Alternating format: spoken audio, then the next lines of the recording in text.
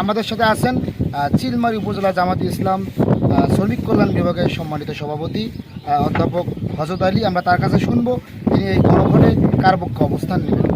আসসালামু আলাইকুম। জি, আসসালামু আলাইকুম।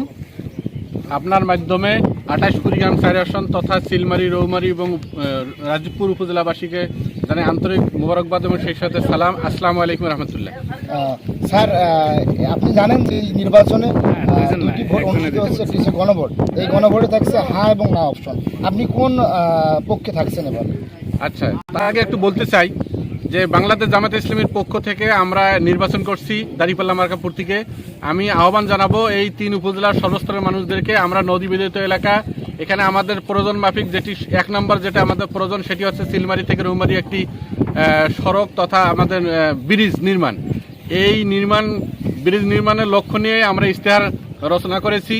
তাই আমি দাঁড়িপাল্লা মার্কার নির্বাচনের প্রতীকে আমরা ভোট চাচ্ছি। আর একটি বলবো যে আমরা সর্বোপরি এই বাংলাদেশের উন্নয়নের জন্য গত 7 বছর যে জুলুম নির্যাতন সেখান থেকে নিষ্পেষিত আমরা হয়েছি। এই নির্বাচনে আমরা সেখান থেকে বাঁচার জন্য তথা আগামী দিনে বাংলাদেশের উন্নয়নের জন্য পূর্বে যত কালো আইন ছিল সেই কালো আইন থেকে বাঁচার জন্য আমরা হ্যাঁ ভোটকে আমরা জয়যুক্ত করতে চাই।